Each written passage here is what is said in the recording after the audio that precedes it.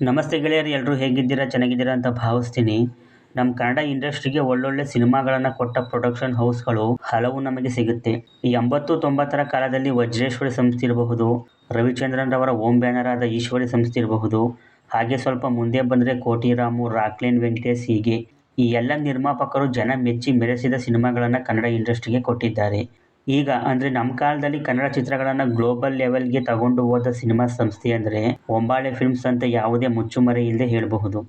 ಒಂದು ಕಾಲದಲ್ಲಿ ಕನ್ನಡ ಚಿತ್ರಗಳು ಬರೀ ಕರ್ನಾಟಕದಲ್ಲಿ ಮಾತ್ರ ರಿಲೀಸ್ ಆಗ್ತಾ ಇತ್ತು. ಈ ಪ್ಯಾನ್ ಇಂಡಿಯಾ ಅನ್ನೋ ಟ್ರೆಂಡ್ ಇನ್ನೂ ಶುರುವಾಗಿರಲಿಲ್ಲ.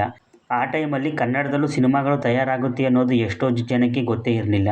ಇಂಥ ಸಂದರ್ಭದಲ್ಲಿ ಇಡೀ ಜಗತ್ತು ನಮ್ಮ ಕನ್ನಡ ಇಂಡಸ್ಟ್ರಿ ಕಡೆ ನೋಡುವಂತೆ ಮಾಡಿದ ಕೀರ್ತಿ ಈ ಒಂಬಾಳೆ ಫಿಲ್ಮ್ಸ್ಗೆ ಸಲ್ಲುತ್ತೆ. ಈ ಸಂಸ್ಥೆಯ ಓನರ್ ಬಂದು ವಿಜಯ್ ಕಿರ್ಗಂದೂರ್ ಅವರು.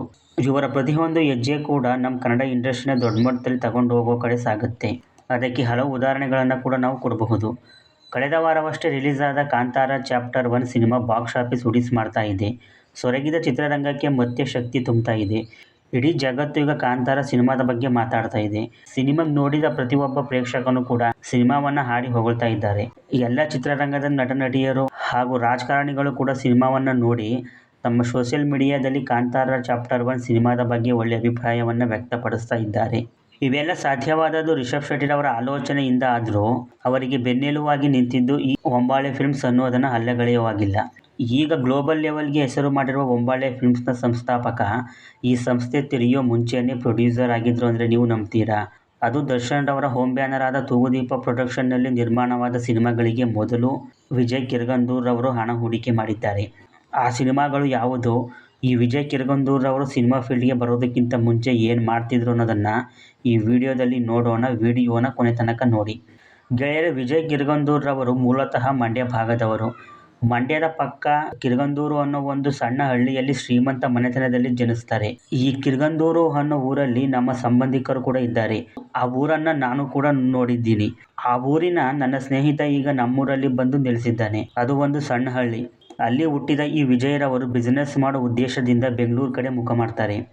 ರಾಜಕಾರಣದಲ್ಲಿ ಗುರುತಿಸಿಕೊಂಡಿರುವ ಅಶ್ವಥ್ ನಾರಾಯಣ್ ಹಾಗೂ ಒಂಬಾಳೆ ಫಿಲ್ಮ್ಸ್ನ ಕಾರ್ಯಕಾರಿ ನಿರ್ಮಾಪಕರಾದ ಕಾರ್ತಿಕ್, ಈ ವಿಜಯ್ ಕಿರ್ಗಂದೂರು, ಈ ಮೂವರು ಒಂದೇ ಕುಟುಂಬದವರು, ಚಿಕ್ಕಪ್ಪ ದೊಡ್ಡಪ್ಪನ ಮಕ್ಕಳು.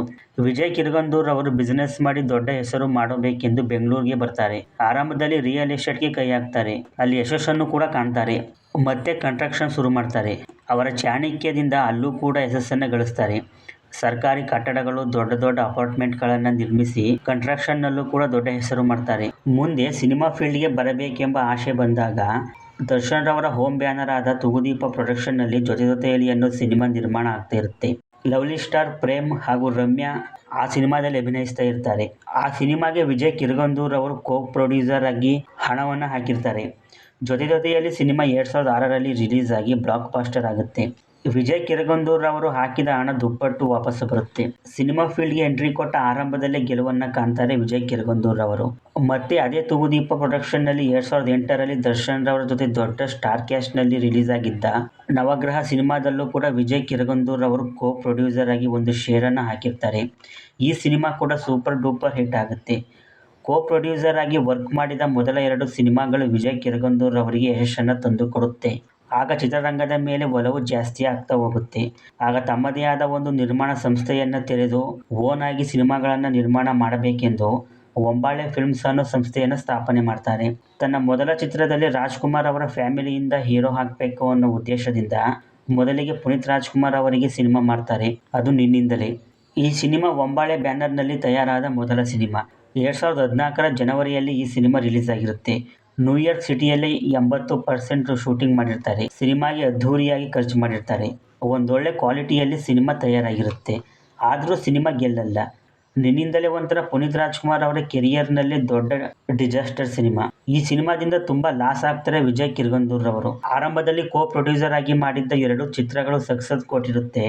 ಆದರೆ ಓನಾಗಿ ನಿರ್ಮಾಣ ಮಾಡಿದ ಮೊದಲ ಸಿನಿಮಾನೇ ಡಿಸಾಸ್ಟರ್ ಆಗುತ್ತೆ. ಆದರೂ ಕೂಡ ಛಲ ಬಿಡದ ವಿಜಯ್ ಕಿರ್ಗಂದೂರ್ ಅವರು ಮುಂದೆ ಯಶ್ ಅವರನ್ನು ಹಾಕೊಂಡು ಮಾಸ್ಟರ್ ಪೀಸ್ ಅಂತ ಒಂದು ಸಿನಿಮಾನ ಮಾಡ್ತಾರೆ.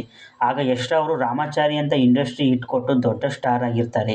ಅವರನ್ನು ಹಾಕೊಂಡು ಮಾಸ್ಟರ್ ಪೀಸ್ ಸಿನಿಮಾ ಮಾಡ್ತಾರೆ. ಅದು ದೊಡ್ಡ ಮಟ್ಟದಲ್ಲಿ ಓಪನಿಂಗ್ ತಗೊಳುತ್ತೆ. ಆದರೆ ಸಿನಿಮಾಗೆ ಮಿಕ್ಸ್ಡ್ ರಿವ್ಯೂಸ್ ಬಂದ ಕಾರಣ ಆರಂಭದಲ್ಲಿ ಇದ್ದ ಕ್ರೇಜ್ 1-2 ವಾರದ ಬಳಿಕ ಕುಸಿತಾ ಹೋಗುತ್ತೆ.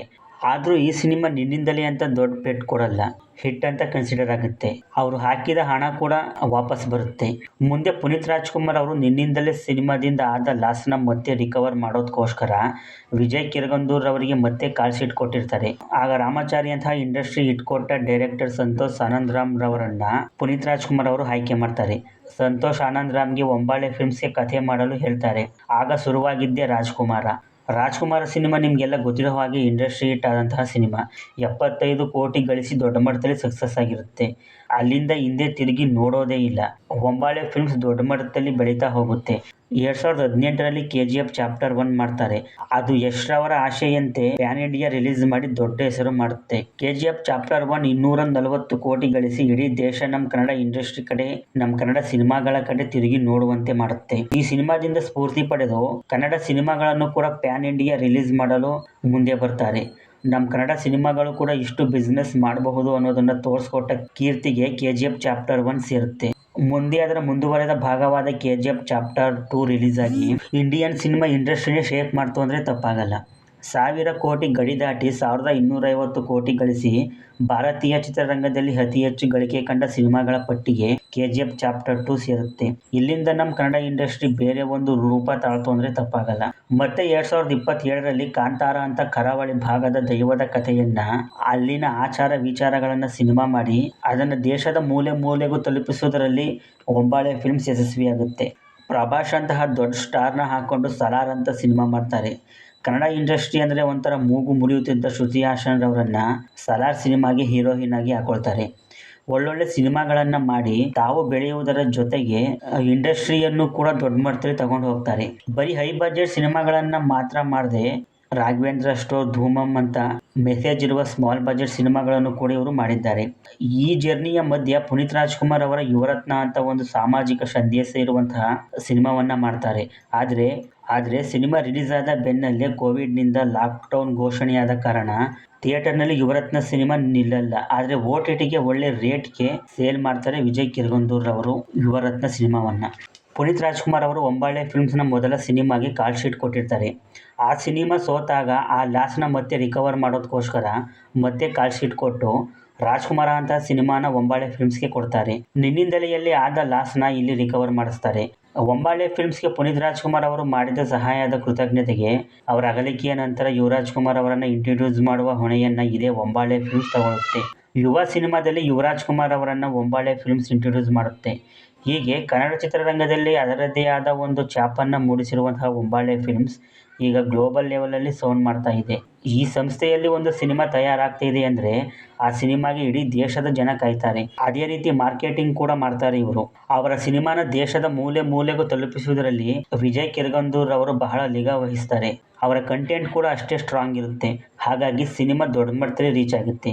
ಈಗ ರೀಸೆಂಟಾಗಿ ರಿಲೀಸ್ ಆದ ಕಾಂತಾರ ಚಾಪ್ಟರ್ 1 ಸಿನಿಮಾ ಯಾವ ರೀತಿ ಸದ್ದು ಮಾಡ್ತಾ ಇದೆ ಅನ್ನೋದನ್ನ ಈಗ ಎಲ್ಲರೂ ನೋಡ್ತಾ ಇದ್ದೀರಲ್ವಾ. ರಿಲೀಸ್ ಆದ 3ನೇ ದಿನದ ಕಲೆಕ್ಷನ್ 235 ಕೋಟಿಗೂ ಹೆಚ್ಚು. ಇಂಥ ನಂಬರ್ಗಳನ್ನು ನಾವು ಸಾಮಾನ್ಯವಾಗಿ ಬೇರೆ ಇಂಡಸ್ಟ್ರಿಗಳಲ್ಲಿ ಕೇಳ್ತಾ ಇದ್ದೀವಿ. ಈಗ ನಮ್ಮ ಕನ್ನಡ ಸಿನಿಮಾ ಒಂದು ಇಷ್ಟು ಕಲೆಕ್ಷನ್ ಮಾಡ್ತಾ ಇರೋದು ನಮ್ಮ ಕನ್ನಡಿಗರ ಹೆಮ್ಮೆ. ಇಂಥ ಸಿನಿಮಾವನ್ನು ಕನ್ನಡಕ್ಕೆ ಕೊಟ್ಟ ರಿಷಬ್ ಶೆಟ್ಟಿ, ವಿಜಯ್ ಕಿರಗಂದೂರು ಹಾಗೂ ಸಿನಿಮಾ ಟೀಮ್ಗೆ ಧನ್ಯವಾದಗಳನ್ನು ಅರ್ಪಿಸಲೇಬೇಕು.